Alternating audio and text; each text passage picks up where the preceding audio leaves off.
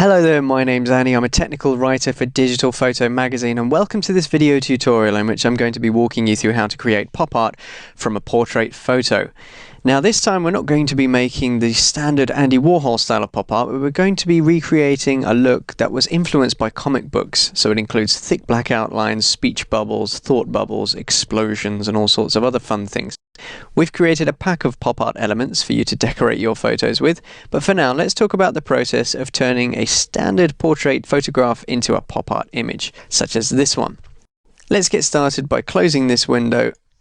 We're not going to save that, we're going to start from scratch. So click on File, Open, navigate to your Start Images folder and find the pop-up portrait JPEG image. It looks a bit like this. You can either double click it or you can click on the Open button here. Now it's opened up in Elements. I don't want this free floating window. I want to maximize my space by docking the image. So I'm going to drag it to the top, and when I see that blue outline, let go. Make sure that your Layers palette is visible by going to Window and ensuring that Layers is ticked. We're going to be using our Layers palette today. First things first, I'd like to make a selection around the model, so I'm going to activate the Quick Selection tool, the shortcut key for which is A.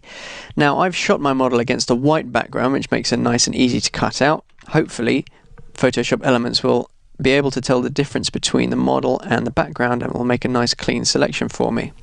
If you accidentally select a little too much, simply hold down the Alt key and run over the excess, and that will deselect it for you. Then release the Alt key and you can go back to making your selection. When you've made your selection, hit Ctrl and J to duplicate the selection to a new layer.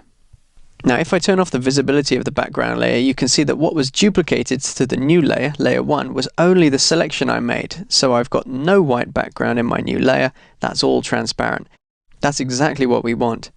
Now we're going to concentrate on making our line art. In a comic book, the line art would be the black outline around the figure and a little bit of shading inside, but mostly it's a thick black outline that we're looking for. In order to make our line art better, we'll make a couple of changes to this photograph. Let's start by going to Enhance, Adjust Lighting, Brightness, Contrast.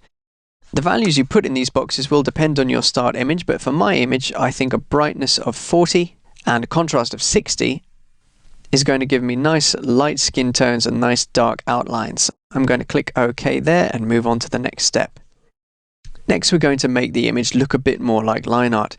Before we start, we need to return our colors to their defaults. At the moment I've got black and yellow, but I don't want that. So I'm going to click on that tiny little icon next to the square that says Default Foreground and Background Colors. The keyboard shortcut is D.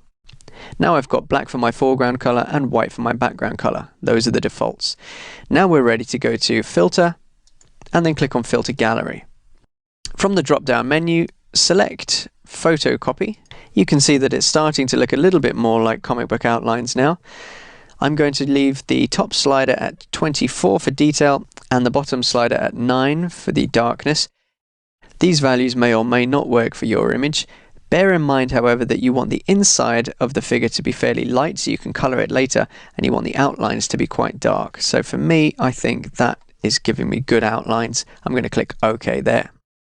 It's still a little bit too detailed for pop art, it's still a little bit too realistic, so in order to make it look a little bit more simplified, I'm going to go back to the Filter Gallery, Filter, Filter Gallery, and from the drop-down menu I'm going to select Conte Crayon. Now you can see that simplified the image a little bit. Again, your mileage may vary, but for me the best values are going to be 12 for my foreground level, 15 for my background level, bring my canvas scaling to 50% and my relief to 0. That's looking nice and simple now, so I'm going to click OK to accept the changes. And now our line art is starting to look a lot better. But what I don't really have and what I want is a nice strong black outline running all the way around the edge, but I need it to be smooth.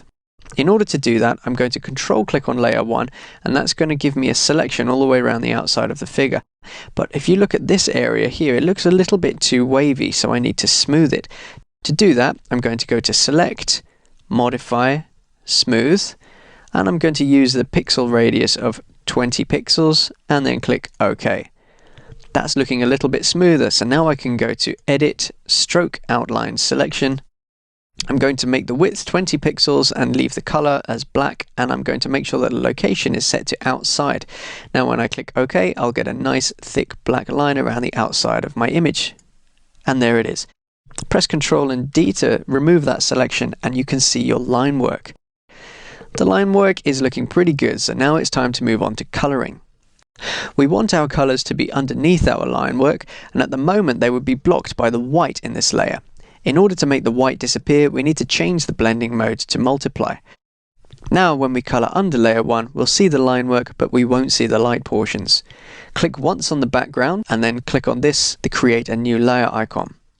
On the new layer, we're going to start to colour. To do that, let's activate our brush tool here, the shortcut for which is B.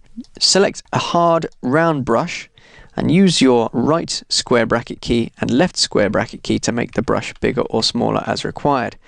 I think her shirt would look good as a sort of a sky blue, so I'm going to double click on my foreground colour here to open up the colour picker, move to the blues and then just drag around until I've got a colour I like. That looks pretty good to me, so I'm going to click OK, and now very carefully paint inside the shirt, trying not to get any paint on the hands or the hair. If you'd like a bit more real estate with which to do this, click once on this tool options button to hide the tool options, and then Ctrl and plus to zoom into the image. Now I can see things a little bit clearer. I'm going to make my brush a bit smaller and start painting. Now I'm going to do this fairly quickly for the sake of the video, but I suggest you really take your time, use some patience and some perseverance, and try and get your colours as clean and clear as you possibly can. If you'd like to paint in straight lines, click once, then hold down the Shift key, click again. With the Shift key held down, you will paint in straight lines, which should help you get some of those difficult edges. If you go over the line like I have done there, simply switch to your eraser tool, the shortcut key for which is E, and then paint over the mistake again. Then switch back to your brush tool when you're ready to continue painting in colour. I'm going to skip forward a few moments now so that you don't have to watch me paint the whole thing. I'll rejoin you when I've finished. Hi there and welcome back. Now I've finished colouring in my shirt, I'm going to move on to this telephone in the model's hand. I don't have to create a new layer for this, I can keep colouring in exactly the same layer, so simply double click on the foreground colour and select a colour that suits your model. I think of these Bakelite phones as a sort of an avocado green, so I'm going to select that colour and then zoom in again using Ctrl and plus, and with a small brush I'm just going to try and paint around the fingers and keep within the outlines of the telephone. Once again, I'm not going to make you watch me do the whole thing, so I'll skip forward a few seconds and I'll rejoin you when I'm finished. Okay, there we are, the telephone's all done. Now I'm going to move on to the hair. So select a hair colour. I think a Liechtensteinian blonde might work for this image, so I'm going to drag it down to the blonde orange area and select that colour. And make my brush a little bit larger so I can see it well, and then just continue to paint into this area, trying not to overlap into the face or the shirt too much. If you have a graphics tablet, this is a little bit easier. If you're using a mouse like I am, patience and perseverance are key. You might also find that it helps you if you consistently go outside the lines to zoom in tighter, make your brush smaller, and try again. That should help you stay within the lines. I'll rejoin you in a few seconds when I've finished colouring this part in. And welcome back. I've finished painting my hair, so now it's time to move on to the skin. This time we're not going to paint with the paintbrush, but we're going to place a texture over it instead. So go to File, Place, and in your Start Images folder, double click on the halftone wallpaper. You can see that it's placed the wallpaper over the entire image, but we only want it where the hands and face are. So I'm going to resize that wallpaper slightly to change the size of the dots, make them a little larger, and then I'm going to click this tick to commit to those changes. Now I want to remove the wallpaper from all of the areas around here, only leaving the hands and the face. The best practice for this is not to delete the pixels, but simply to hide them. That way you can make corrections and go back and change it later. To do that, I'm going to click on this, the Add Layer Mask icon, and now I've got a layer mask next to my halftone wallpaper. In order to hide the halftone wallpaper at first, I'm going to select the mask and then hit Ctrl and Backspace to fill the mask with black. Black hides, which means that the halftone wallpaper has now completely disappeared.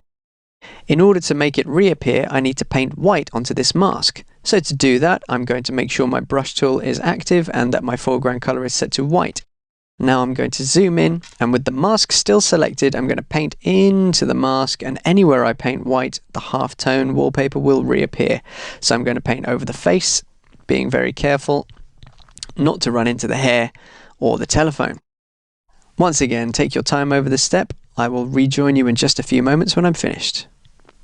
And now we have halftone dots over all of the skin areas. There's only a couple more details to add and then we'll be done. We need to add some whites to the eyes, to the teeth, and maybe add some colour to the tongue. In order to do that, we don't have to create a new layer, we can paint directly onto this one. So make sure that the halftone wallpaper is selected, then make sure that your brush tool is selected, and then make sure that your foreground colour is white, and we can start to paint. Now when you first click on this image, Photoshop will tell you that this smart layer must be simplified before it can be edited, and it will ask you, would you like to proceed?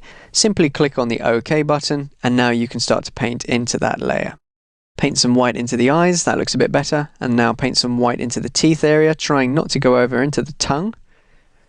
That's starting to look quite good. I'm going to hold down the space bar and drag up so I can see the tongue nice and clearly. Then I'm going to change my foreground colour to a nice pink. Click OK and then paint in the tongue. OK, now using Control and minus to zoom out, I can show you what we've done so far. We have some black line work and we have some colour. Things are starting to come together. Next we need to put in a background, and I want that background to go behind the figure, so I'm going to click on the background layer and then go to File, Place. You can use any of the pop art elements we've provided for you to create your background, or simply use a flat color. I'm going to use this pop art rising sun image and click Place. Okay, it's appeared behind my model, which is ideal, but it's looking a little bit small, so I'm just going to drag it into the corner so that it fills the screen, and then drag this handle until the whole canvas is covered. And then click on this tick to accept the changes. Now things are starting to look a lot more vibrant and a lot more pop art. One final element I'd like to add is a speech bubble in this space on the right here. So I'm going to go to the top of the layer stack, click on layer 1 because I want my speech bubble to be on top of everything, and then I'm going to go to File, Place, and navigate to the Start Images folder and select one of the speech bubbles we've made for you. I'm going to use Pop Art Speech Bubble 4 and click Place. The speech bubble is now on top of the model, but it's a little bit small, so let's drag it into position and just resize it until I think it'll fit the text I'm planning. Just resize it. That looks pretty good. I'm going to leave it overlapping the hand slightly to give it that comic book style. And now I'm going to hit Enter to commit to those changes. The final step then is to put some text in that bubble. So we need to select this, which is the horizontal type tool, the shortcut key for which is T. Click on that and then drag out a text box inside the speech bubble, trying not to go over the edge. That looks about right. When it comes to choosing your font, this is the one time at which it's okay to use Comic Sans MS. I'm going to leave that bold. I'm going to make my font size 48, my leading at 60 points, and I'm going to make sure that center text is active so that all of my text will go in the center of the speech bubble. Make sure your foreground color is black, and then simply click over here to close that panel. And now you're ready to start typing. Click on the tick to accept the changes. If you'd like to reposition your text, simply make sure that the text layer is active, and then make sure that the Move tool is active, the shortcut key for which is V, and then drag the text into the appropriate position. And that's all for this video tutorial. As always, we look forward to seeing what you can create, so get stuck into that pop art pack and make us a masterpiece. Send your best images to us at dpimages@bauermedia.co.uk. We always look forward to hearing from you. Thanks for watching. I'll speak to you again next time. Bye bye for now.